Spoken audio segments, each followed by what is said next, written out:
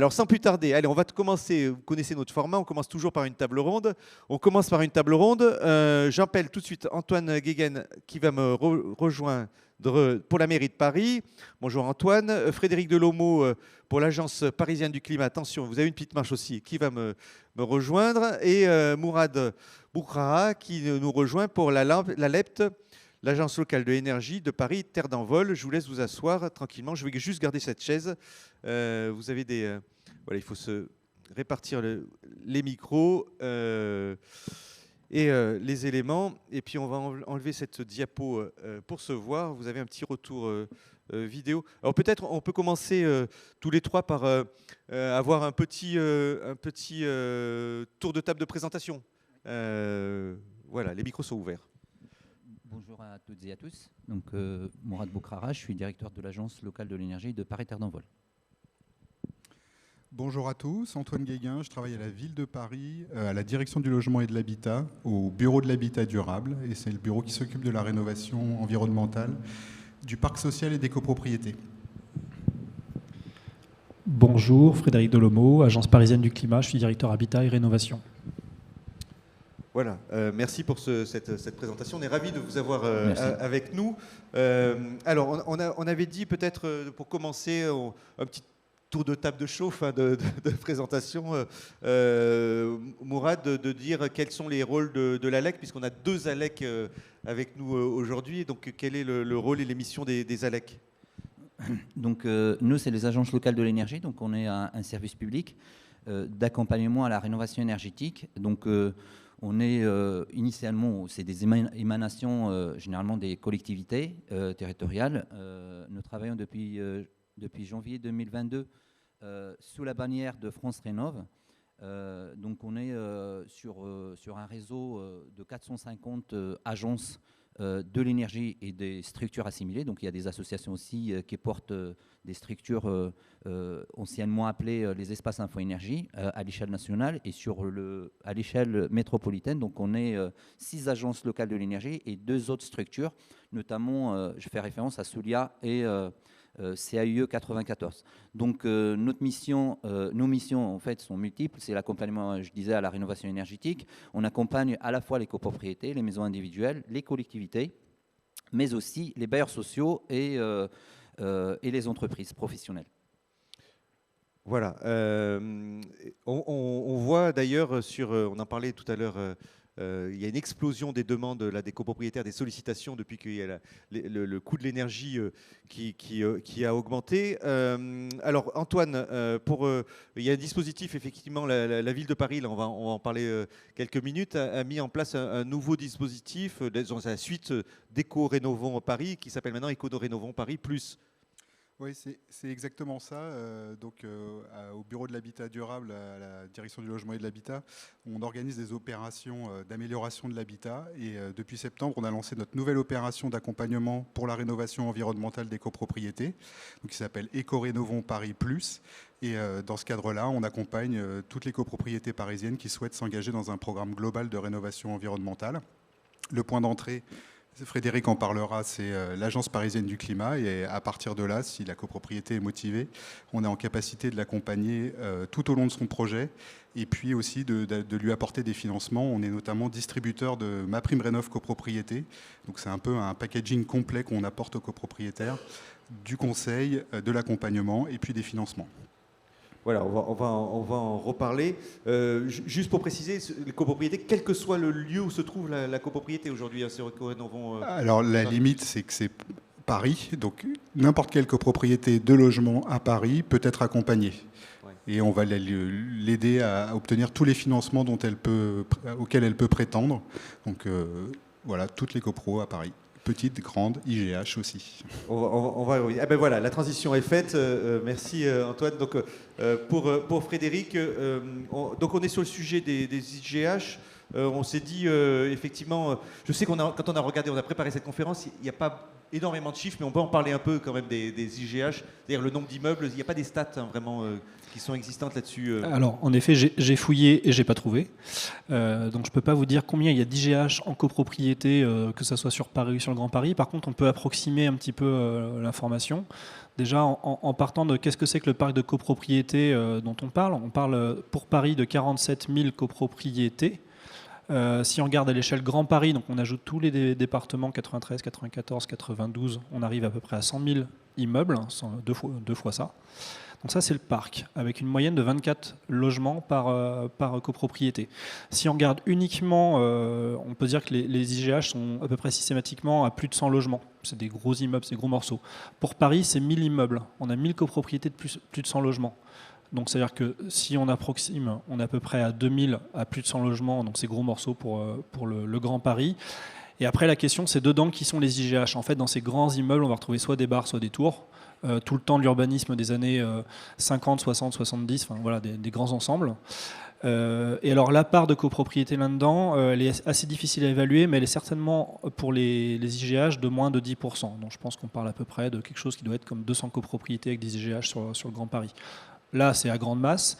Après, ce qu'il faut aussi avoir en tête, c'est que c'est très localisé. On n'en trouve pas partout des IGH. Pour ce qui est de Paris, on va les retrouver dans les arrondissements extérieurs de Paris, puisque c'est ceux où il y a eu la construction qui s'est faite après-guerre, majoritairement.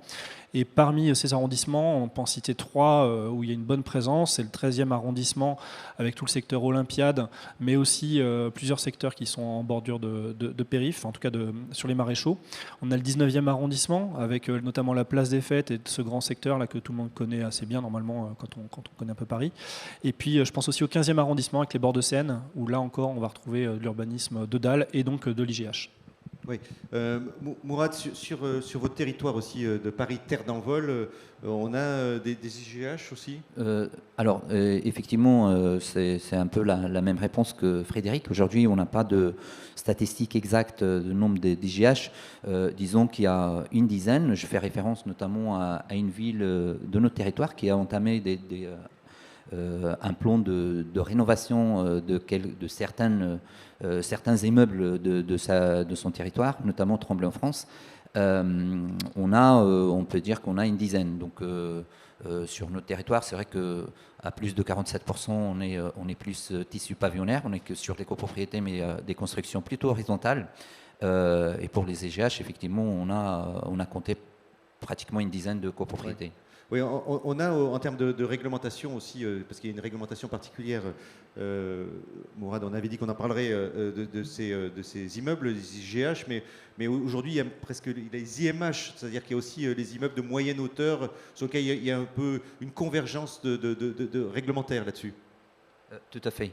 Alors, je poursuis peut-être les propos d'Antoine. Donc, effectivement, on est, nous, les agences locales de l'énergie, on est territorialisés. Donc, la porte d'entrée, effectivement, c'est les agences locales de l'énergie. Donc, les copropriétaires, les conseils syndicaux, les syndics qui souhaitent avoir des renseignements aujourd'hui s'adressent directement à nos agences. Et via nos agences, donc, qu'on anime d'ailleurs la plateforme Coach CoPro, on enregistre les copropriétés et puis par la suite, on entame la rénovation, enfin la préparation à la rénovation énergétique de ces grands immeubles. Sur notre territoire, on a été déjà sollicité par une ville dans le cadre d'un programme de rénovation des EGH. Et notre rôle, je continue peut-être sur le rôle de nos ALEC là-dessus, était plutôt l'étape 0, donc la mobilisation et la sensibilisation à la prévention, surtout des copropriétaires et conseils syndicaux sur le plan de rénovation à venir. Oui. On va revenir là sur les procédures de sécurité particulières sur les JGH. Si on regarde, Antoine, les JGH, on a un dispositif juridique qui est complexe sur les JGH parce que chaque immeuble peut avoir son syndic, l'ADAL aussi peut avoir son syndic. Et donc, effectivement, pour voter aujourd'hui des travaux de rénovation de copropriété, c'est pas simple. Déjà, quand on y a un seul syndic, un seul président de conseil syndical sur une copropriété, c'est pas simple. Alors, quand on en a plusieurs, ça amène de la complexité. Oui, tout à fait. La plupart des IGH parisiens, en tout cas, sont construits sur dalle. Et donc, en fait, chaque IGH est une copropriété en tant que telle, mais elle partage beaucoup de services sur sa dalle, alors que ce soit la circulation, parfois les systèmes de chauffage, ça peut être les parkings qui sont mis en commun. Et donc, il y a cette double organisation qu'il faut gérer. Avec des organisations qui ne sont pas toujours simples d'un point de vue juridique, puisqu'on peut avoir plusieurs formes de gestion de dalles, que ce soit des syndics secondaires ou des associations, alors j'ai oublié le nom, excusez-moi, mais qui ont une organisation particulière, un peu libre d'un point de vue contractuel. Et donc ça apporte une complexité très importante à la gestion de ces espaces communs qui peuvent parfois un peu empêcher les copropriétés de s'investir dans leurs immeubles, puisqu'il y a toutes les questions de la dalle qu'il faut gérer, et c'est chronophage, c'est coûteux. On doit gérer parfois les circulations du grand public, on le voit très bien sur la dalle dans le 15e arrondissement où l'accès est complètement libre. Donc tous ces points-là, ils doivent vraiment être pris en compte par les IGH, par les habitants des IGH. Oui, la dalle qui est à côté d'ici, c'est Beaugrenelle, la dalle de Beaugrenelle qui est aussi un très gros ensemble avec des immeubles de grande hauteur. D'ailleurs, je crois qu'il y en a un qui a été rénové il n'y a pas très longtemps. Sur l'accompagnement, Frédéric, de ces copropriétés, est-ce qu'il y a ça vaut aussi pour les grands ensembles, presque. Est-ce qu'on accompagne de la même manière quand on est avec un grand ensemble qu'une petite copropriété? Alors qu'une petite copropriété, en effet, certainement pas. La démarche sera la même. Mais oui, ceci dit, une grande copropriété, c'est avant tout une copropriété. Et donc, comme dans toutes les copropriétés, il y a un peu des incontournables. Il me semble que la première chose, c'est tout simplement de créer un collectif de copropriétaires avec un syndic qui soit moteur et qui souhaite s'approprier le sujet. Donc nous, on est avant tout à travailler là-dessus avec les copropriétaires. Donc créer ce collectif, souvent c'est le conseil syndical, c'est un ou deux membres du conseil syndical qui veulent porter le sujet. Et après ça, on va les aider à avancer par étapes. Phase de DTG la plupart du temps, diagnostic technique global, qui est vraiment incontournable sur ce type de grands immeubles parce qu'il y a une technicité particulièrement importante. Donc du coup, la phase de diag est absolument incontournable. Et puis ensuite, accompagnement vers des phases de maîtrise d'œuvre. Et là encore, c'est incontournable de faire appel à un architecte, à un bureau d'études, une équipe technique pour ce type d'immeuble. Et je dirais que de ce point de vue-là, c'est peut-être même plus simple que sur les petits immeubles, parce que finalement, quand on est à 10-15 logements, ça semble paradoxalement peut-être un peu plus gros aussi d'aller se lancer dans des travaux. Dans ces IGH, dans ces grands ensembles, on a de fait déjà une gestion qui est un petit peu normalement organisée et qu'il s'agit de travailler sur ces bases-là. Après, dans les difficultés qu'il peut y avoir, c'est ce que disait Antoine sur qu'est-ce qui relève de l'ASL, donc de la gestion de la dalle, de la gestion commune, qu'est-ce qui relève de la gestion de l'immeuble. Nous, on va inciter, tant que possible, mais c'est chronophage et ça prend du temps, on va inciter à essayer de réfléchir de façon concertée à l'échelle de plusieurs immeubles. Je pense par exemple à un travail qu'on a en ce moment sur l'îlot 13, dans le 13e arrondissement, où on a 7 copropriétés qui sont en fait chacune sur une même ASL avec de la gestion en commun. Et donc on essaie d'engager des démarches concertées. Donc ça demande un peu plus de temps, ça demande de bien se connaître, de prendre ce temps-là. Par contre, après, on a quelque chose qui sera certainement intéressant en phase aval, c'est l'intérêt des entreprises, parce que c'est quand même des gros morceaux à faire. Et ça, on sait que des grosses affaires, ça intéresse plus peut-être les entreprises. Donc globalement, on pense que ce temps engagé en amont va être plus gagnant ensuite en aval des projets. Oui. On peut avoir aussi, on va en parler tout à l'heure du chauffage, on peut avoir aussi des systèmes de chauffage qui sont collectifs à l'ensemble des immeubles. Et donc, effectivement, la rénovation, il faut la concevoir de manière globale plutôt que de manière individuelle par immeuble. En effet, on a une complexité juridique, ça a été dit. Il y a aussi souvent des points de complexité technique qui vont être liés aux IGH, notamment la question en effet des distributions, des réseaux, donc des réseaux chauffage, eau chaude, ventilation aussi qui vont être particulièrement importants et complexes à prendre en compte, tant d'un point de vue thermique que d'un point de vue sécurité incendie, qui est le grand enjeu aussi des IGH, et c'est là-dessus qu'on est très challengé par les services des pompiers de Paris, tout particulièrement sur les matériaux qui vont être choisis pour que ça soit, en cas d'accident, possible d'intervenir facilement. Oui, en termes de sécurité, on peut en parler un peu des éléments sécuritaires. Alors Mourad, si vous avez pu regarder ça. Oui, donc j'ai déjà évoqué le mot prévention. Donc ça commence par la prévention déjà, donc la préparation un peu des des habitants et des copropriétaires à la rénovation énergétique, d'autant plus que les grands immeubles, donc il y a beaucoup d'appartements, il y a beaucoup d'habitants, il faudra déjà prendre les précautions en premier lieu sur la mobilisation et la sensibilisation de ces habitants-là, hein, donc les préparer néanmoins à la rénovation. Donc ça commence par éviter les encombrants, bloquer les issues de secours, etc. Après, on passe à la protection. Donc tout ce qui est protection à la fois passive et active, à la fois sur l'enveloppe du bâtiment, sur les matériaux à utiliser, notamment les matériaux, il faut bien choisir ces matériaux d'isolation. Et pour les incendies, donc les points aujourd'hui les plus susceptibles ou sensibles qui peuvent provoquer les incendies, effectivement, c'est les installations électriques. Donc sur les parties communes, il faudra y jeter un coup d'œil et voir si ces installations-là sont dans les normes. Donc il y a déjà l'étape de la mise en norme de ces installations-là. Et puis il y a aussi l'étape de désenfumage. Je disais pour les tableaux électriques, effectivement, il y a parfois peut-être des fils qui ne sont pas correctement raccordés ou peut-être des vis qu'il faut resserrer, etc. Toutes ces étapes-là, hormis les autres procédures un peu juridiques avec la collectivité, la ville ou la collectivité, donc c'est des points très importants à prendre en compte avant d'entamer quoi que ce soit comme démarche. Oui, donc il faut regarder la sécurité électrique. Alors on disait, Antoine, quand sur les immeubles de grande hauteur aussi, liés à cette sécurité, liés au contexte, à la complexité technique, souvent il y a un niveau de charge qui est plus élevé et donc une difficulté pour les copropriétaires d'aller vers une rénovation énergétique sans l'aide de la collectivité. Parce que finalement, les budgets sont déjà obérés par les charges courantes et donc il est difficile de rallonger pour aller sur une rénovation énergétique.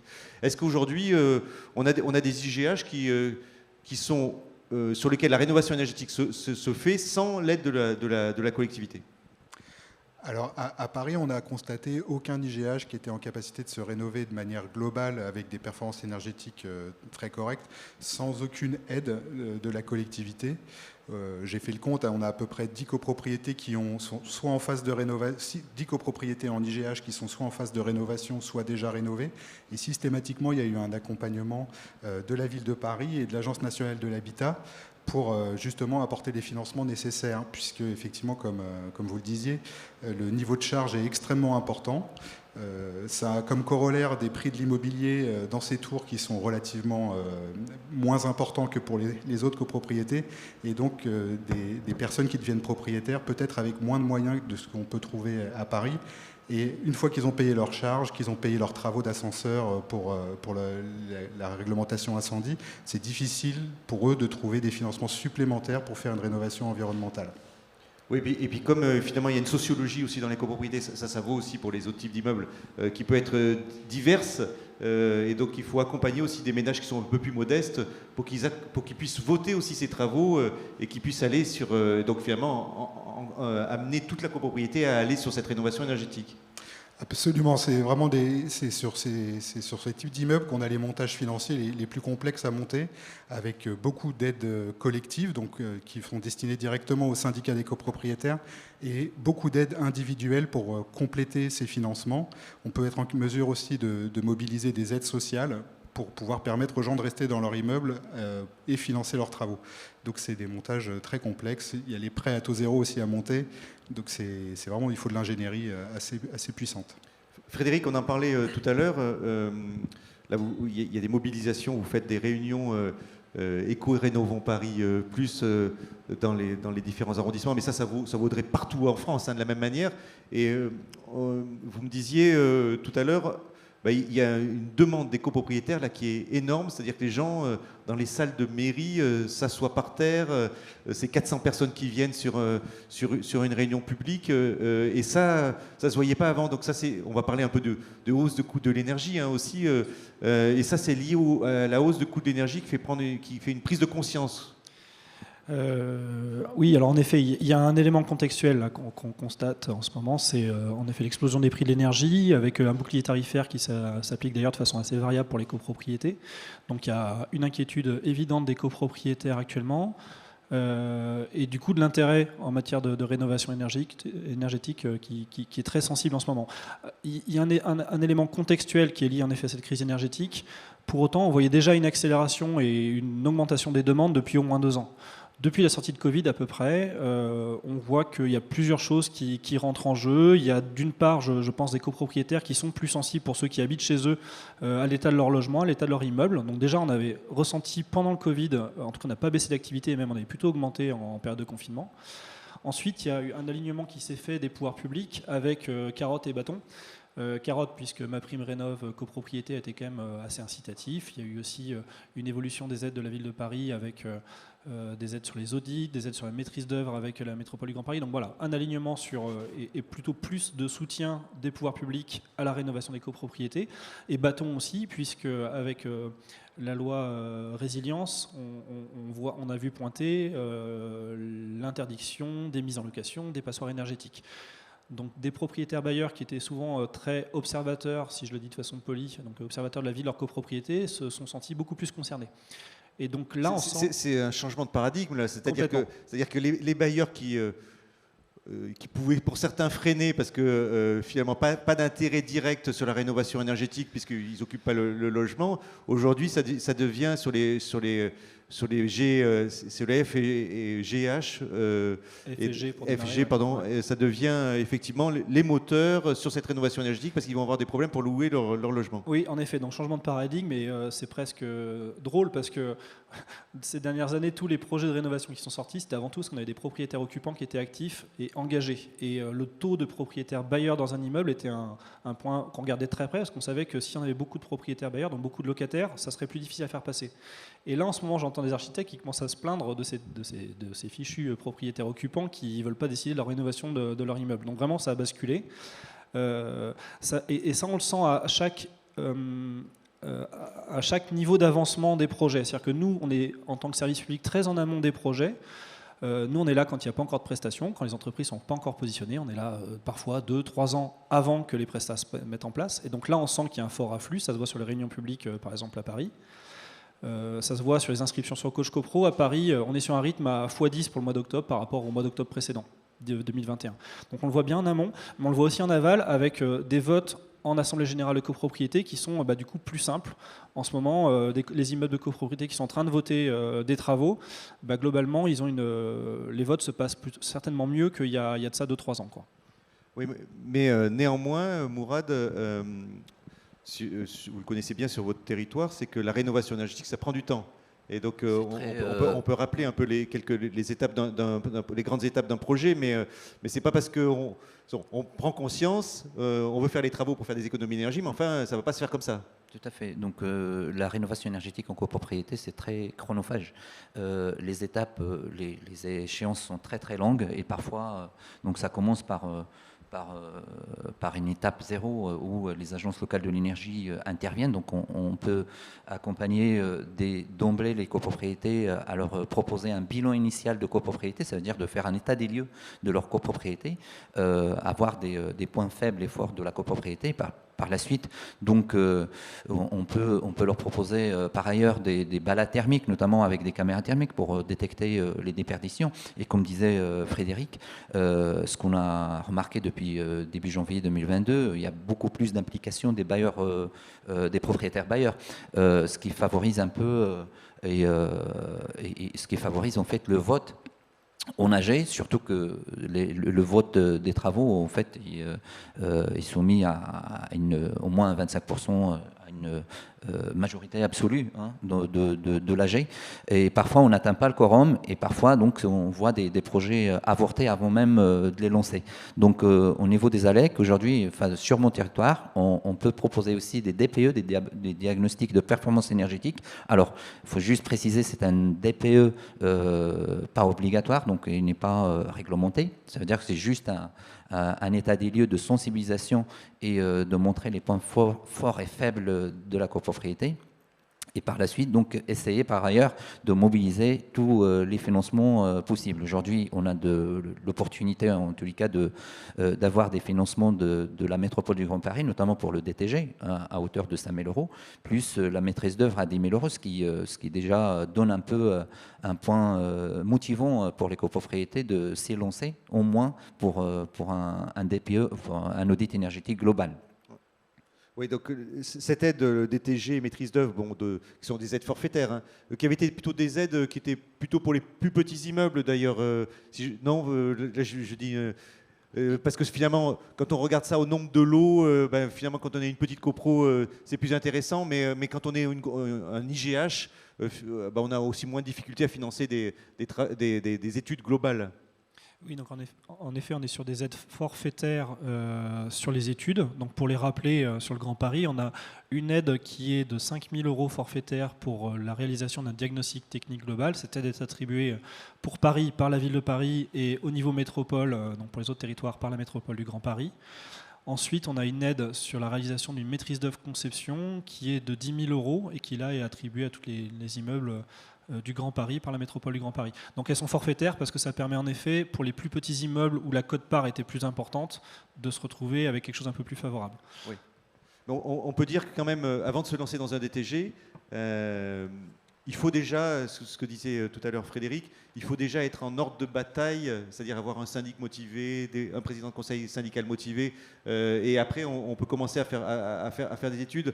Est-ce qu'on est d'accord là-dessus? Parce que j'entendais aussi un discours, on en parlait la semaine dernière, c'est quand on passe trop de temps à motiver les copropriétaires, je lançais un chiffre comme ça, je vous lance en pâture, de 18 mois, finalement on perdait, le conseil syndical s'essoufflait, et donc du coup on n'arrivait pas à rénover sa copropriété. Nous, c'est pour ça qu'on incite vraiment à se lancer sur la phase de diagnostic technique global assez vite. L'enjeu, c'est pas que tout le monde soit tout de suite d'accord sur les travaux à engager. Le diagnostic technique global aide à ça. Donc l'idée, c'est que pour démarrer ce genre de commande, il faut au moins avoir un porteur de projet au sein du conseil syndical, donc au moins une ou deux personnes intéressées par l'enjeu et un syndic qui soit prêt à suivre. Et chemin faisant, par la réalisation du diagnostic, on va avoir des choses concrètes à partager aux copropriétaires. Donc la mobilisation, elle se fait aussi par la réalisation de ces études. Je ne pense pas qu'il faille attendre d'avoir tout un collectif mobilisé pour dire banco, on commence à faire les études. C'est vraiment chemin faisant et c'est itératif que c'est de cette façon-là que ça se fait.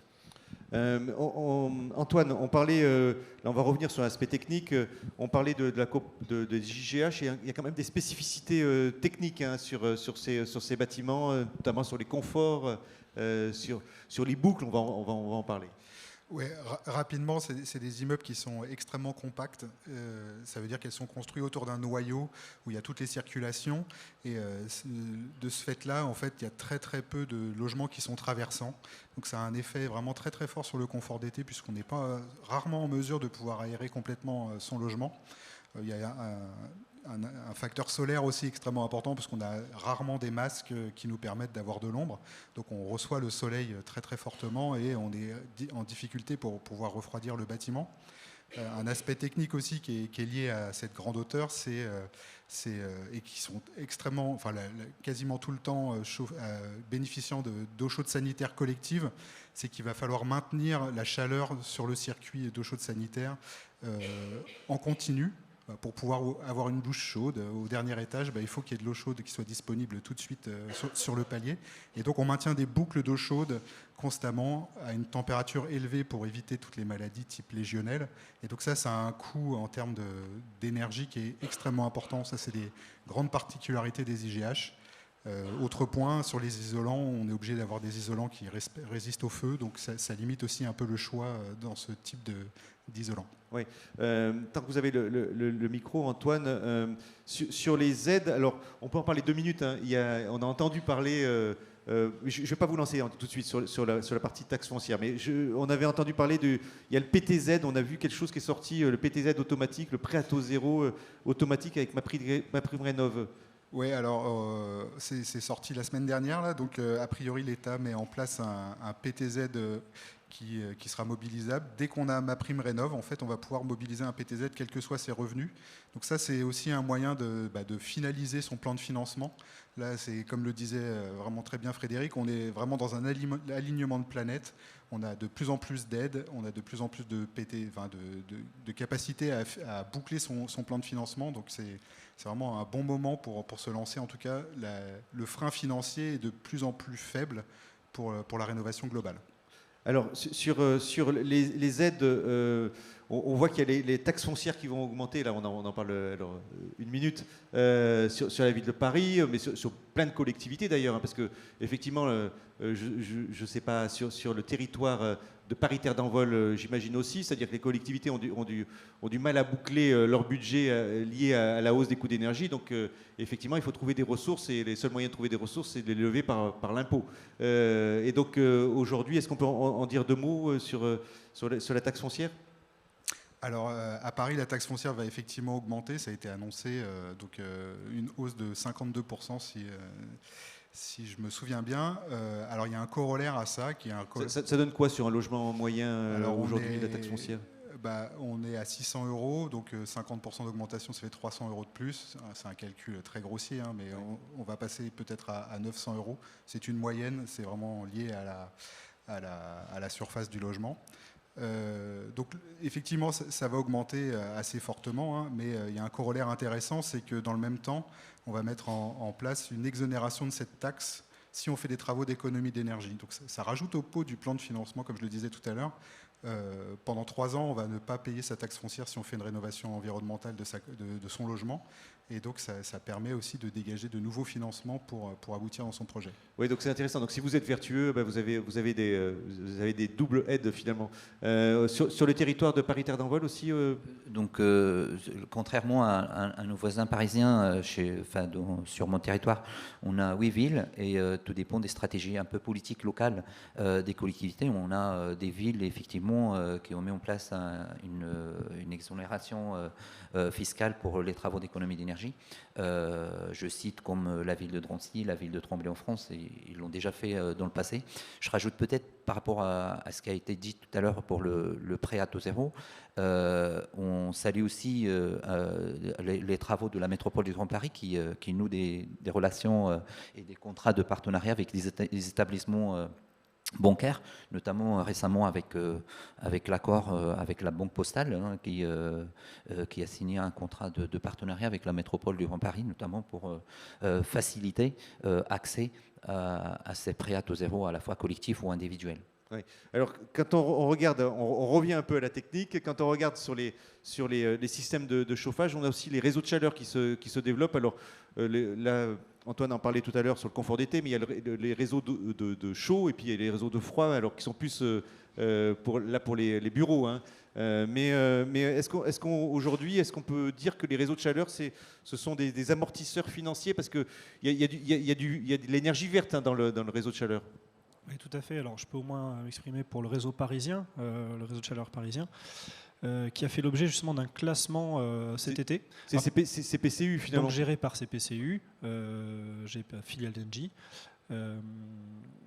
Oui, donc il y a eu un classement, il y a eu 2 choses qui sont intervenues cet été au Conseil de juillet. La première chose, c'est ce qu'on appelle le classement, qui impose le raccordement au réseau de chaleur urbain pour des immeubles en construction neuve ou bien faisant l'objet de rénovations lourdes. Donc là, on parle de choses où on vide les immeubles pour les transformer. Donc ça ne concerne pas une petite rénovation de copropriété. En tout cas, ça devient de plus en plus obligatoire dès lors qu'on est à proximité, à 60 mètres du réseau.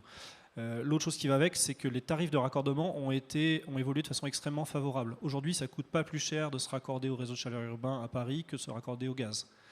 Donc si vous savez, ou si vous êtes copropriétaire, vous avez une chaudière qui commence à vieillir, ça vaut vraiment le coup de regarder de très près le RCU. Et pour ça, de faire appel à nouveau à Coach Copro et à l'Agence parisienne du climat. Ça peut venir. Et donc oui, en termes de tarifs, ça change tout. Ça change tout dans un contexte où les prix du gaz vont continuer à augmenter, où il y a encore un bouclier tarifaire qui s'applique, mais combien de temps, on ne sait pas. Vraiment, c'est des solutions à regarder de très près, et avec un gain à la clé, une rentabilité évidente. Oui, sur Paris-Terre d'Envol aussi, on a cette même logique. La même logique. La particularité chez nous, c'est on a de la géothermie donc les géothermie profonde, et puis on a des biomasses aussi.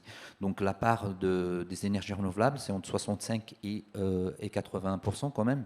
Et puis le reste, donc c'est compensé par le gaz. Oui. Et je pense, pour notre territoire, effectivement, on a une stratégie, un schéma directeur en tous les cas des réseaux de chaleur. Et l'objectif, c'est de raccorder l'ensemble du parc des copropriétés d'ici 2050. Oui, mais là aussi, bon, il y a un peu de temps, hein, parce qu'effectivement, il y a des travaux d'infrastructure, c'est des tuyaux qu'il faut tirer sous les voiries, et donc il faut un petit peu de temps pour installer tout ça, et donc ça doit être mis dans une stratégie globale. Dernière question, allez, on a un petit quiz aussi, Benjamin, mais dernière question avant le quiz, il y a des JO. Bientôt qui vont avoir lieu. On a dit qu'on en parlerait 2 minutes, hein, comme ça, mais parce qu'on n'a pas énormément encore d'infos là-dessus. Je ne parle pas sur les JO, mais et donc ça va impacter quand même quelques éléments sur les travaux de rénovation des copropriétés, notamment en fonction de l'endroit où se trouve la copropriété, puisqu'on ne pourra plus mettre d'échafaudage lié aux JO. Alors oui, déjà ça répond à des impératifs de sécurité, hein. Pendant les JO, il va y avoir énormément de gens qui vont venir à Paris, donc trop d'occupation sur le domaine public, ça peut poser des difficultés. C'est pour ça qu'il a été fait le choix d'interdire d'une certaine manière les emprises sur le domaine public pendant la période des Jeux Olympiques.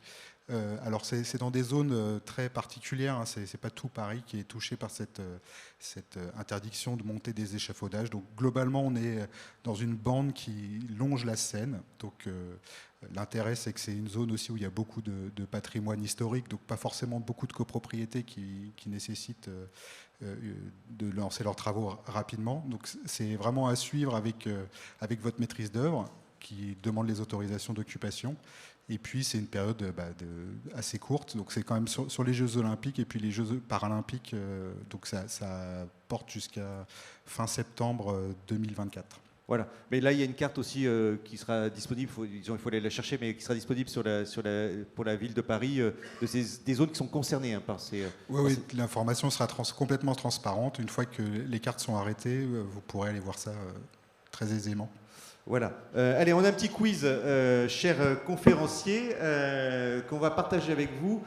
Voilà, pour savoir si on n'a pas tout abordé, hein, d'ailleurs. Un immeuble, d'ailleurs, vous, cher public qui êtes à distance, vous allez pouvoir voter à ce quiz. Un immeuble à usage d'habitation est classé IGH lorsque sa hauteur dépasse 28 mètres, 50 mètres ou 95 mètres. J'ai un petit Larsen, Benjamin. Ensuite, la deuxième question.